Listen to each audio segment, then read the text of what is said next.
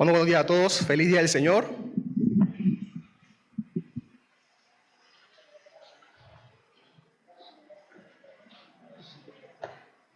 Seguimos entonces adorando a nuestro Dios, después de haber cantado, orado juntos también y leído su palabra.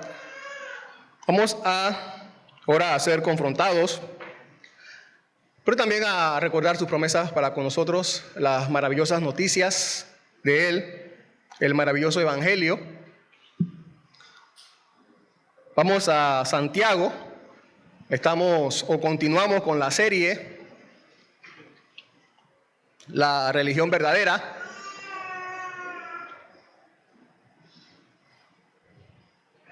La religión verdadera. Estamos en la religión verdadera. El cristianismo es la religión verdadera. Y Santiago nos está hablando de eso. Ya comenzamos.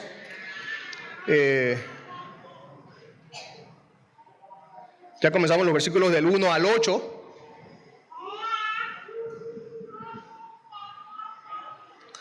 Y hoy vamos a ver los versículos del 9 al 12. 9 al 12.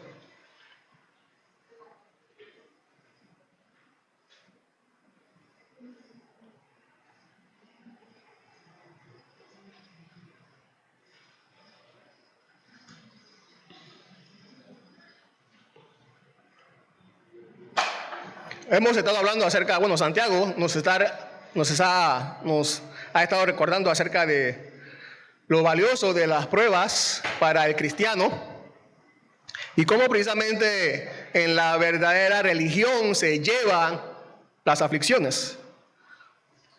Y entonces dice el versículo 9, el domingo pasado terminamos hablando hablamos acerca de la sabiduría y por qué pedir sabiduría a Dios.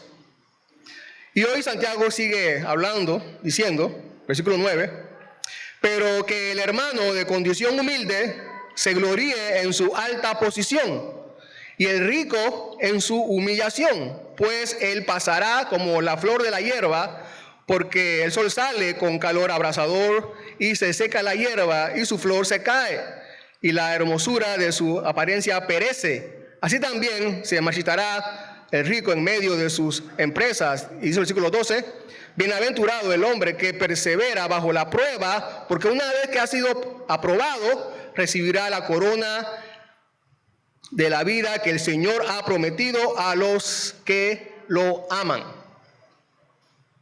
El título de hoy de la enseñanza es Bienaventurados. Bienaventurados. No sé si alguna vez se habían puesto a pensar esto, pero le hago esta pregunta. ¿Qué clase de iglesia somos nosotros? ¿Qué clase de iglesia somos nosotros? ¿Una iglesia de ricos o una iglesia de pobres?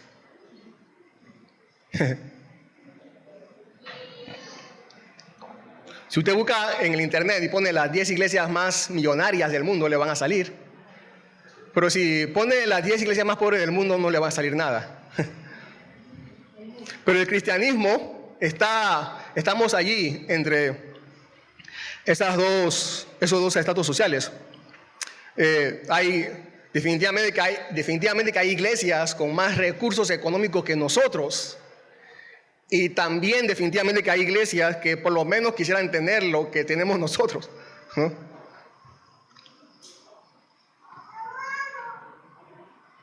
Cuando nosotros estamos en aflicciones, cuando estamos pasando por pruebas y aflicciones, somos propensos a pensar muchas veces que nosotros hemos hecho algo malo y que Dios nos está castigando. Esa es una opción. O también tendemos a pensar, mientras estamos pasando por pruebas, que no merecemos lo que estamos pasando. Es más, yo confieso delante de ustedes que muchas veces yo me he encontrado diciendo, ¿por qué yo? ¿Por qué yo, Señor? Y no preguntándome en forma reflexiva, piadosa, sino más bien como de reclamo. ¿Por qué yo, Señor? La pregunta esta de ¿por qué yo, Señor? No está mal. Es la intención lo que hace la pregunta a Dios que esté bien o mal, ¿no? Santiago, aquí entonces, nos va a recordar la perspectiva correcta del Evangelio acerca de las pruebas. Y es más, ya hemos estado hablando acerca de eso, las perspectivas correctas del Evangelio y las pruebas. Al final, Santiago nos enseña que los pobres, o en resumen, puedo adelantar que Santiago nos enseña que los pobres deben recordar que son ricos por lo que Cristo ha alcanzado por ellos. Y que los ricos deben sentirse orgullosos también cuando son humillados, porque están siendo humillados, para recordar lo que Cristo ha alcanzado por ellos. Ya sea en la riqueza o en la pobreza, tenemos una recompensa, y si perseveramos bajo la prueba, vamos a obtener esa recompensa, seguro. Y por eso entonces seremos bienaventurados. Nuestra verdadera condición entonces no es aquella pasajera de ser pobres o ser ricos socialmente. Nuestra verdadera condición es de bienaventurados con la bienaventuranza que nos ha dado Dios. Esa es nuestra verdadera condición en este mundo. Ahora, antes de entrar al primer versículo de hoy, tengo que hacer una aclaración, creo que es necesario hacerla, para que me sigan en la idea, en la interpretación del texto. Espero poder aclararles. Si se han dado cuenta, hasta ahora el texto que hemos leído,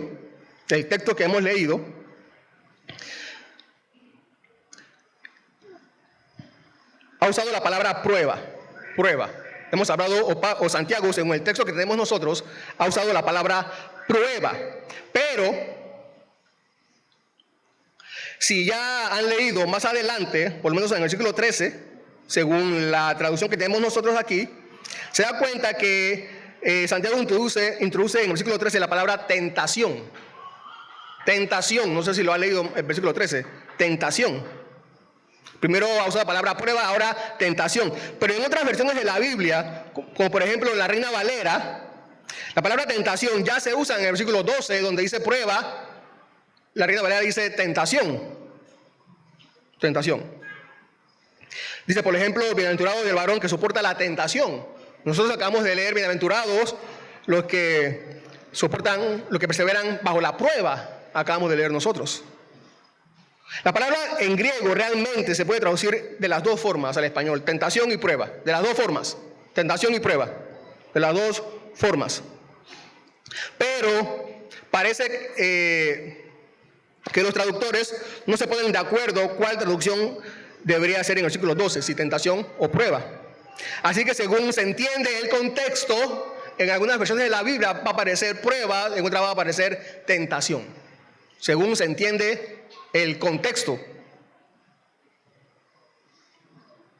Ahora, ¿por qué algunas traducciones mencionan o traducen la palabra prueba como la que acabamos de leer y no tentación? ¿Por qué? ¿Por qué nosotros vamos a seguir con la palabra prueba y no con la palabra tentación en el versículo 12? En los versículos del 2 al 12 que hemos leído, se habla de la prueba con un enfoque positivo, ¿no? Lo que Dios está haciendo en nosotros para hacernos cada día más santos, ¿no? Para que nuestra fe crezca, reluzca. Se ha dado ese enfoque en los versículos 2 al 12. Pero en los versículos 13 al 15, Santiago comienza un enfoque negativo, diciendo que somos seducidos por nuestras pasiones, pecamos y que el pecado nos lleva a la muerte. Entonces, traducir la palabra prueba en ese contexto como que no es muy adecuado. Es mejor traducirla en ese contexto del 13 en adelante como tentación, porque es en la tentación en donde el propósito es sacar lo peor de nosotros y no en la prueba que Dios nos manda. Allí Él quiere que refinemos nuestra fe.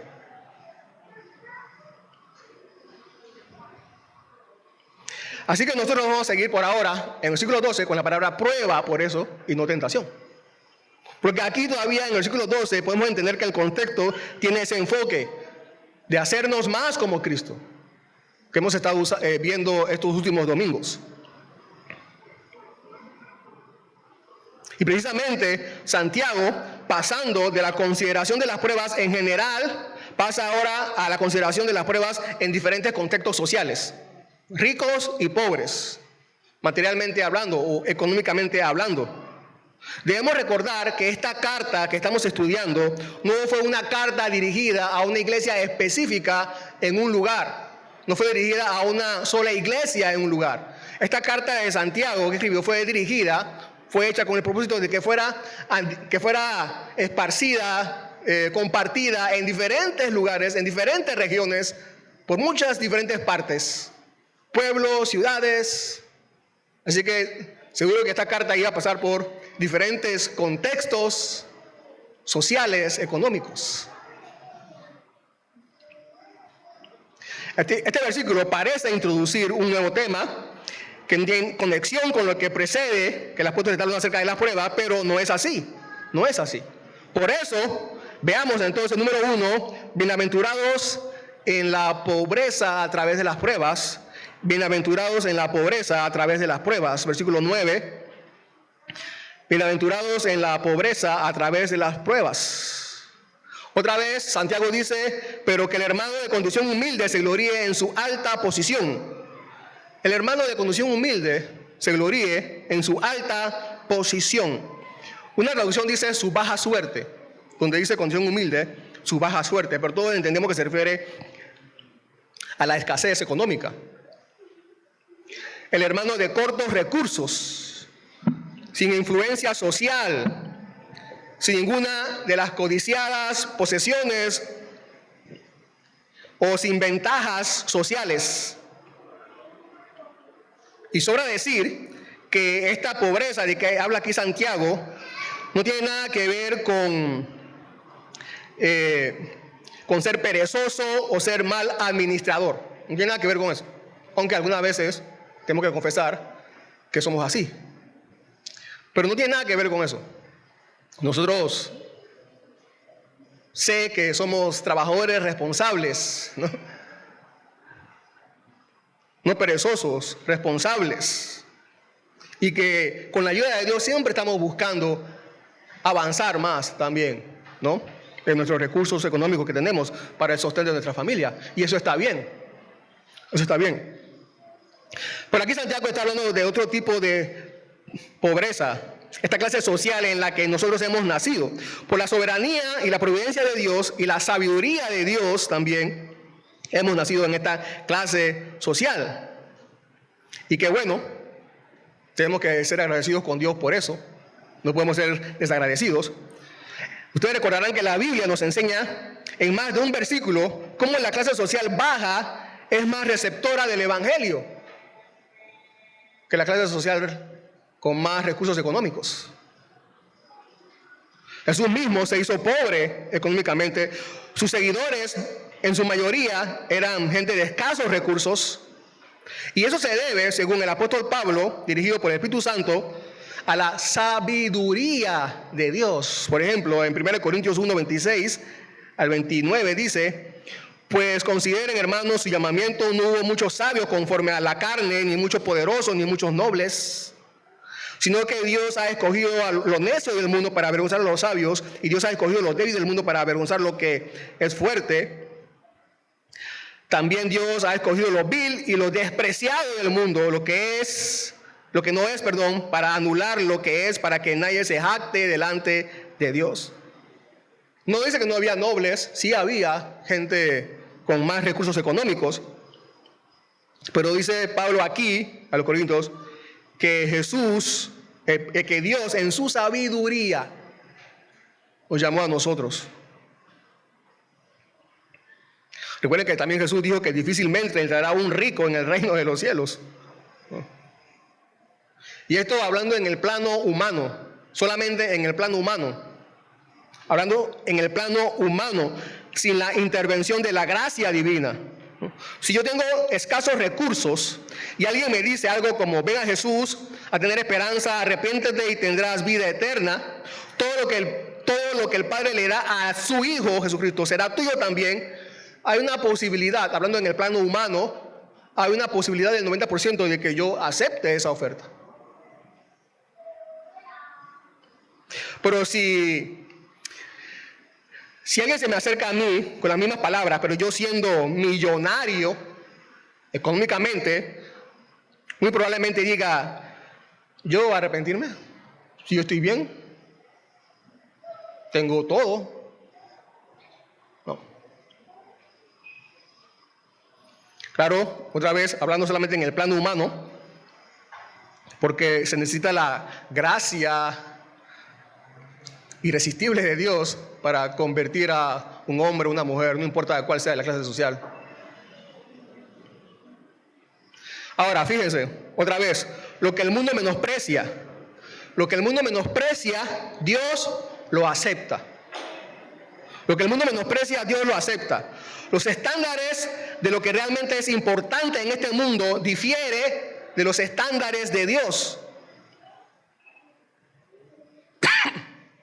Si yo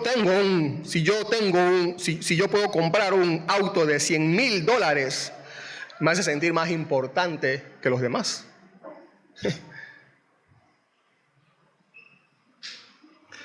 El ser humano, por lo general, es orgulloso, y el dinero alimenta esa llama de nuestro orgullo. Y por supuesto, el orgullo, ustedes saben, eso es lo que odia a Dios.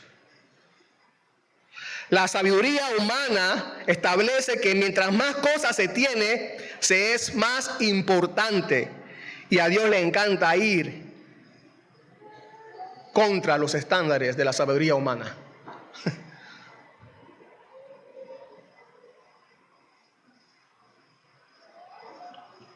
Por esto, aún en la escasez, es necesario que se nos recuerde la perspectiva divina de las pruebas. Tales pruebas parecen adecuadas solo para reducirnos a un nivel inferior, pero no es así, no solamente para eso. Hacen exactamente lo contrario. Nos derriban, sí es verdad, pero también nos elevan, como dice aquí Santiago. Quizás nos vacíen, pero solo para llenarnos de algo mucho mejor. Si con una mano las pruebas nos abaten, con la otra nos ponen en alto. Es lo que tenemos que recordar, dice Santiago. Porque debemos considerar cómo las pruebas nos unen y tienen el propósito de hacernos más o asemejarnos más a nuestro Señor Jesús, como ya hemos visto. Las pruebas purifican y nos ennoblecen el carácter. Recuerden que incluso Jesús fue de esta manera perfeccionado. Así que, ¿a qué Santiago nos está animando a nosotros? ¿A qué Santiago nos está animando? Una traducción bíblica dice que se sientan orgullosos. Siéntense orgullosos, donde dice se gloríen. Siéntanse orgullosos. La idea es que no deberíamos estar desilusionados por nuestro estado o condición, ni sentirnos perdedores. No.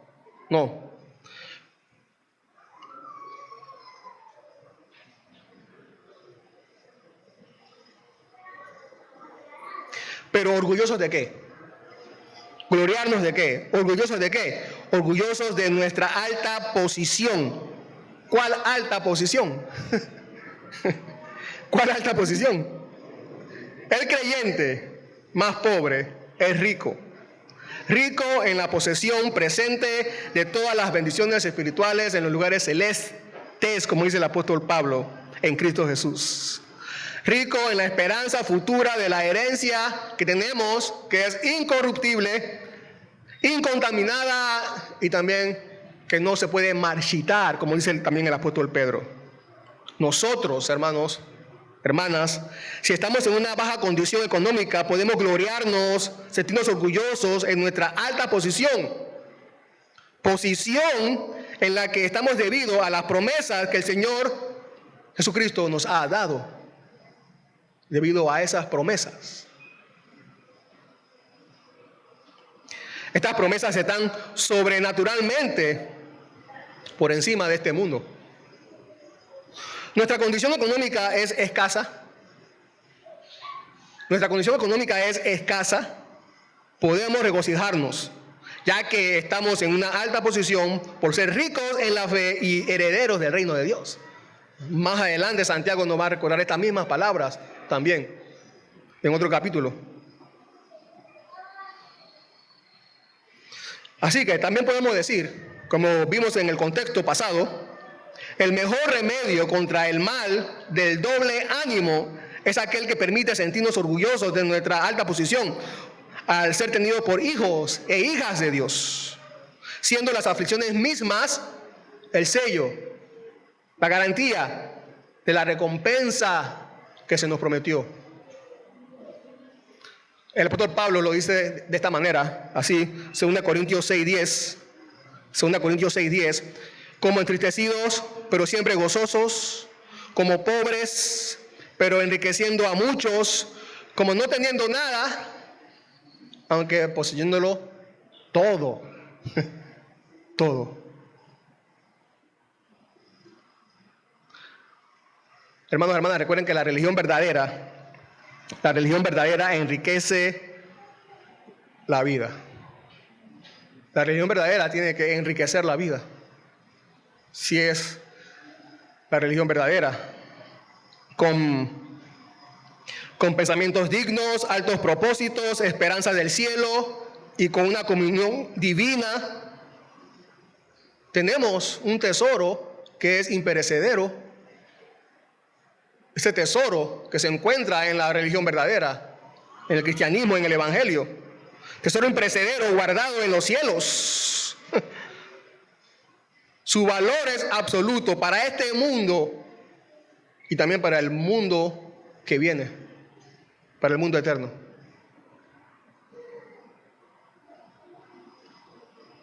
En eso nos gloriamos nosotros, en eso. En esa maravillosa verdad. Versículo 10. Bienaventurados en la riqueza en medio de las pruebas. Bienaventurados en la riqueza en medio de las pruebas. Y el rico, dice, en su humillación. Y el rico debe gloriarse, el hermano rico debe gloriarse, sentirse orgulloso cuando es humillado. La Biblia menciona a hombres de Dios que eran ricos económicamente. Desde el antiguo pacto vemos, por ejemplo, Abraham, Isaac, Jacob, Job también fue un hombre rico. Pero recuerde lo que dice el escritor de Hebreos acerca de la perspectiva de ellos, de las riquezas. ¿Cuáles eran? Hebreos 11:8. Dice, por la fe Abraham, al ser llamado, obedeció saliendo para un lugar que había de recibir como herencia y salió sin saber a dónde iba. Por la fe habitó como extranjero en la tierra de la promesa, como en tierra extraña, viviendo en tiendas como Isaac y Jacob, coherederos de la misma promesa, porque esperaban la ciudad que tiene cimientos, cuyo arquitecto y constructor es Dios. 3 hombres de los más ricos en este mundo que han existido, dice el escritor de Hebreos, y ninguno de ellos se construyó una casa. ¿Se dieron cuenta de eso? Ninguno de ellos se construyó una casa. Así que vivieron en tiendas. ¿Por qué? Ahí lo dice, porque esperaban la ciudad cuyo arquitecto y constructor es Dios. Vieron que a pesar que eran ricos, ¿dónde tenían su corazón y dónde estaba su tesoro? De eso es lo que Santiago nos está hablando aquí, o les está hablando a los ricos. Pero son verdades que todos debemos recordar. Jesús también tuvo entre sus seguidores personas de alta posición social que cambiaron su amor por los tesoros terrenales por amor a los tesoros celestiales. Así que los logros terrenales del cristiano no pueden ser su fuente principal de satisfacción. Cristo ofrece algo mucho mejor. La bienaventuranza de Cristo no fue, Jesús nos dijo bienaventurados cuando tienen todas las comodidades. Jesús no dijo eso. ¿Qué fue lo que dijo Jesús? Bienaventurados cuando por mi causa los persigan. Esa es la bienaventuranza. Así que no puede ser la alta posición, sino la humillación, lo que ha de construir el motivo de jactancia y satisfacción. Así como el creyente pobre debe regocijarse en las promesas que lo hacen elevarse por encima de las circunstancias, el rico debe regocijarse en su humillación, que lo hará recordar que las mismas promesas valen más que todo lo que pueda obtener, conseguir aquí en esta tierra.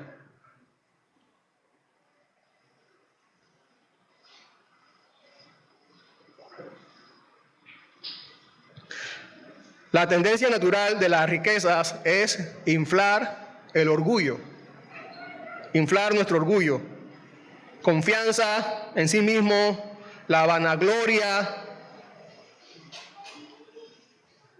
Pero los hermanos ricos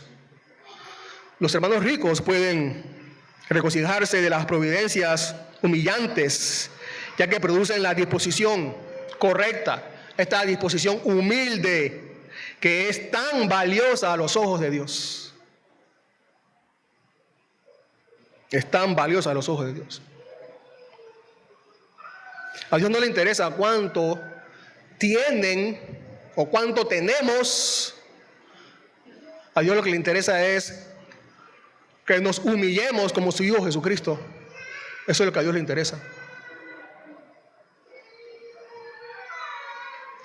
Cuando alguien es empobrecido, cuando el rico es empobrecido o es humillado por causa de la justicia, por causa de Cristo, su misma pobreza, su misma condición humillante es su exaltación, su gloria. Así que es un honor ser deshonrado por causa de Cristo. Todos los que son abatidos y humillados por la gracia pueden regocijarse en la perspectiva de su gloria final en el cielo. Esa es la que vale, esa es la que importa. Dice, sigue diciendo el versículo 10, pues él pasará como la flor de la hierba, porque el sol sale con calor abrasador, dice el versículo 11, y se seca la hierba y su flor se cae y la hermosura de su apariencia perece. Así también se marchitará el rico en medio de sus empresas. Las cosas no son malas, es verdad, todos sabemos que las cosas no son malas. Lo que es malo es amarlas más que a Dios. Los recursos tienen su utilidad, los bienes tienen su utilidad. Dios nos lo da para aprovecharlos y también bendecir a otros, por supuesto que sí. Pero, como acaba de leer Santiago, y lo dice también en los Salmos, todas las riquezas y honores de este mundo son de naturaleza pasajera, transitoria, pasajera. Todo pasa, todo se acaba. Si el hermano rico no es abatido, muere cuando mueren todas sus riquezas. Así como otros hombres ricos habría tenido su parte en esta vida, pero nada más. Y luego se habría ido desamparado al otro mundo como los demás hombres, personas ricas de este mundo. Así que podemos decir que bien por ellos cuando son abatidos. Bien por ellos cuando son abatidos. La riqueza de este mundo es algo que se marchita, dice Santiago, nos recuerda Santiago. Las riquezas son cosas demasiado inciertas, demasiado insignificantes para producir alguna seguridad trascendente en nuestras almas. Eso no puede producir ninguna riqueza. Por eso el rico no debe alegrarse tanto en la providencia de Dios que lo hace rico, sino en la gracia de Dios que le hace y lo mantiene humillado por medio de las pruebas que le enseñan a buscar su felicidad en Dios y de Dios, no en goces pasajeros.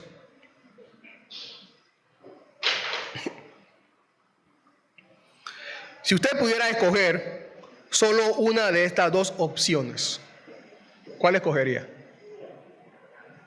Si usted pudiera escoger solo una de estas dos opciones, ¿cuál sería? Solo una de estas dos opciones, ¿cuál escogería? Rico en dinero, pero lejos de la familia y las promesas de Cristo. O pobre en dinero, pero con la seguridad de las promesas de Cristo.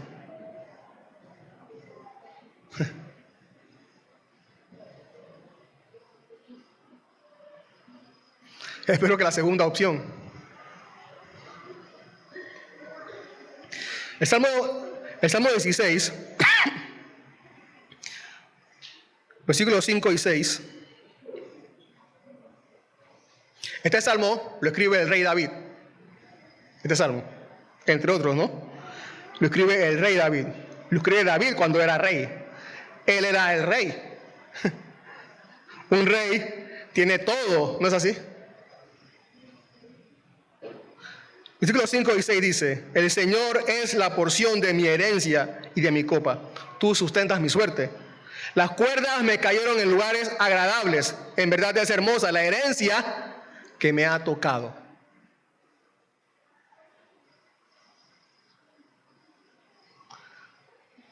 Dice el rey David que el Señor era la porción de su herencia, era la herencia que lo había tocado. Y también dice allí la porción de mi copa. Esta expresión de la porción de mi copa nos es extraña a nosotros, pero significa básicamente lo mismo que lo que ha dicho anteriormente de que el Señor es su herencia. En este caso de la copa puede hacer referencia a una fiesta, y aquí Dios puede ser presentado como la porción de la copa que le tocó beber a él, en el sentido de ser esta la bebida que sacia a la persona, ¿no? La porción de mi copa, dice el rey David, que compara a Dios con eso. Y cuando dice, tú sustentas mi suerte, significa que como Dios es aquel bien que le satisface, ya sea que le vaya bien o mal, Dios, está seguro él, que Dios lo sustenta. La maravillosa verdad aquí de este texto que acabo de leer es que Dios es su herencia, y él lo dice. El Señor es mi herencia, mi herencia. Fíjese que el rey David nos dice que su herencia es el oro que había en la caja fuerte del palacio, que su herencia no eran todos los muchos terrenos que tenía por todo el reino de Israel. Él declara que la única herencia que él tiene es el Señor. El Señor. Dios. En otra parte, el salmista dice, en este caso, otro salmista dice, Salmo 73, 25, 26, ¿a quién tengo yo en los cielos sino a ti? Fuera de ti nada deseo en la tierra. Mi carne y mi corazón pueden desfallecer, pero Dios es la fortaleza de mi corazón y mi porción para siempre. En esta tierra no tenía ninguna otra cosa que no fuera el Señor, dice. Eso es lo único que yo tengo, mi único bien, lo único que poseo. La única es el Señor.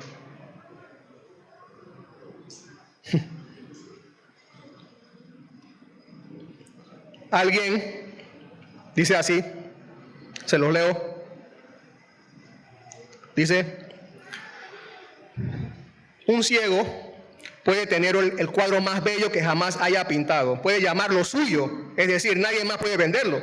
Pero ¿de qué le sirve si está ciego? Dice, un lunático puede tener una biblioteca tan grande y muy prestigiosa, pero ¿de qué le sirve si no puede leerla? Nada.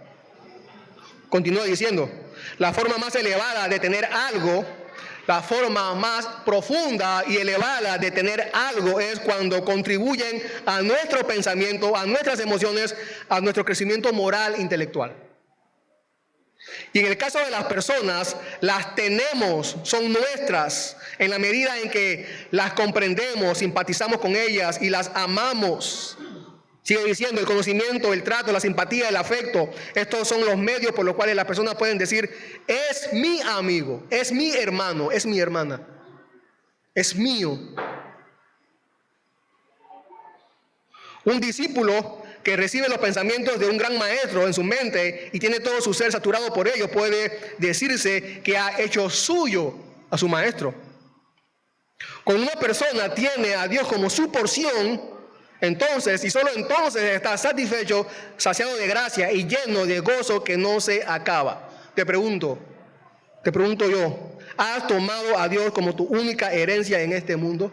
¿Es tuyo Dios? Es tuyo Dios. Dios es el único bien por encima de los demás bienes que tú tienes.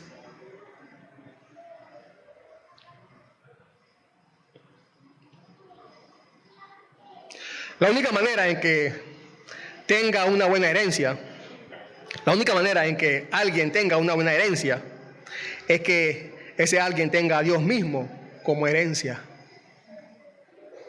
Esa es la única buena herencia. Así que Santiago, entonces, en esta porción que nos toca hoy, termina diciendo, bienaventurado el hombre que persevera bajo la prueba, porque una vez que ha sido aprobado, recibirá la corona de la vida que el Señor ha prometido a los que lo aman.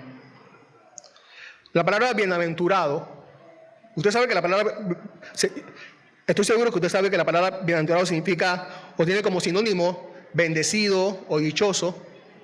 Alguien que es bendecido, alguien que es dichoso. Pero esta palabra me llama la atención que está compuesta por dos palabras, ¿no? Bien y aventurado. Esa es otra forma de definir esta palabra, bienaventurado. Bien y aventurado. La palabra aventura nos recuerda un viaje o un recorrido que desconocemos. Cuando decimos, vamos a aventurarnos, ¿qué significa? Estamos diciendo que vamos a hacer un viaje o un recorrido, pero que no sabemos todo lo que nos sucederá.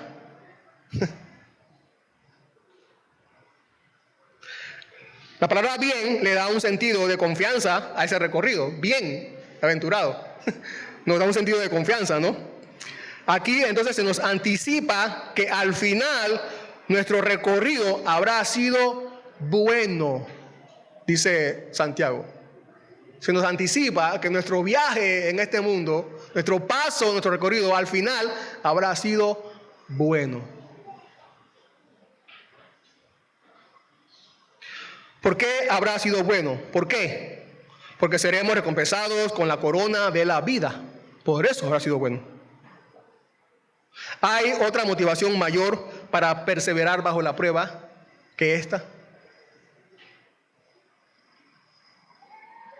Y cuando somos probados y hemos perseverado, somos más útiles que uno que conserva un carácter intacto que nunca ha sido probado.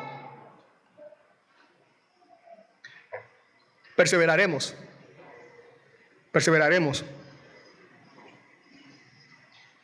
Ciertamente nosotros, los cristianos, no somos los únicos que soportamos pruebas. Pero si tú no estás soportando pruebas por una causa que trasciende a la eternidad, entonces esta es toda la vida que hay para ti.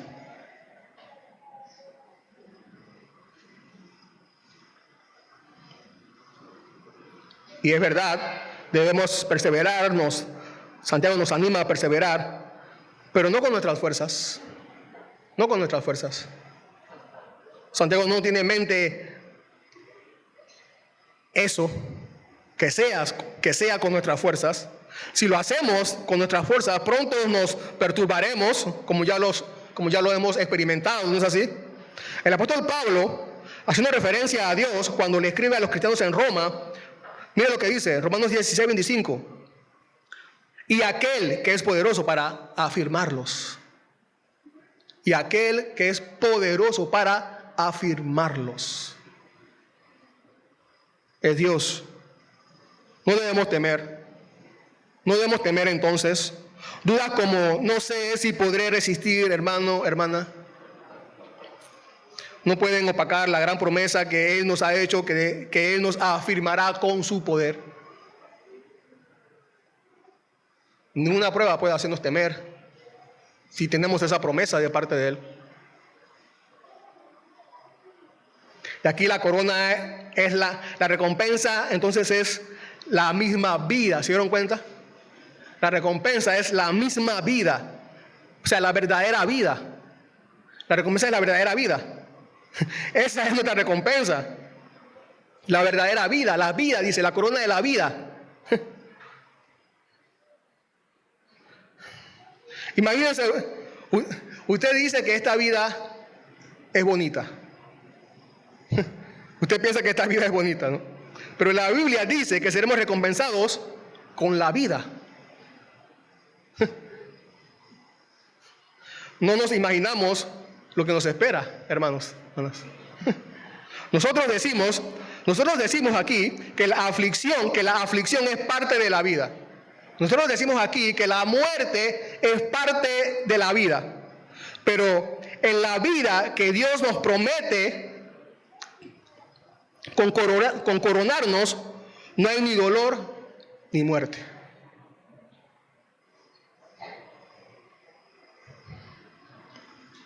La vida, para que sea realmente vida, debe estar libre de todo dolor. ¿No cree? Sí. La vida, para que realmente sea vida, debe estar libre de todo dolor. Y esa es la vida que Cristo ganó para nosotros.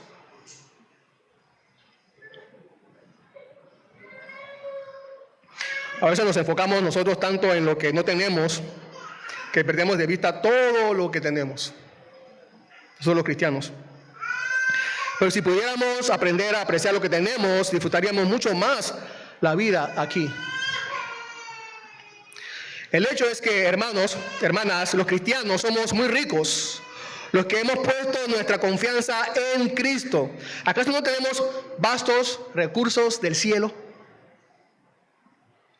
Claro que sí, con toda seguridad, porque Dios no miente.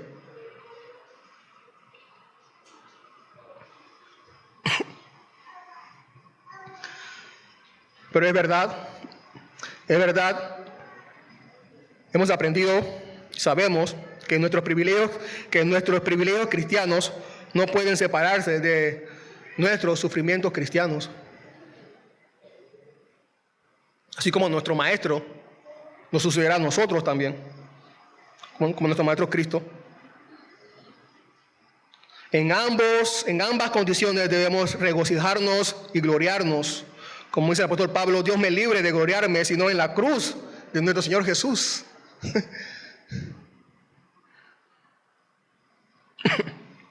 Así que, hermano, hermana, iglesia,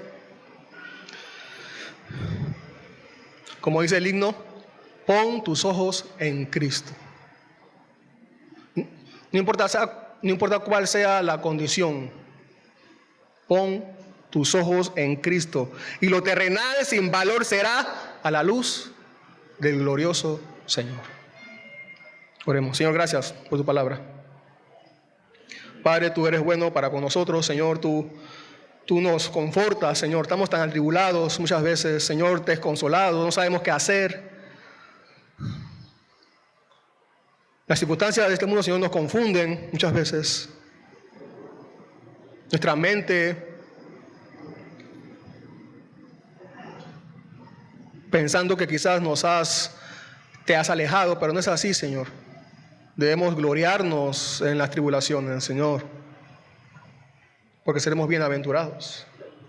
Las pruebas, las aflicciones, Señor, nos están guiando a algo mucho mayor que cualquier cosa que podamos conseguir aquí en este mundo, Señor. Gracias, Señor. Gracias por tus promesas, Señor, que ninguna puede ser opacada por ni todas las tribulaciones juntas, Señor, que nos vengan. Gracias, Padre, ayúdanos, Señor. En tu gracia estamos, Señor, y confiamos en tu poder. en tu sabiduría. Gracias por todo. Amén.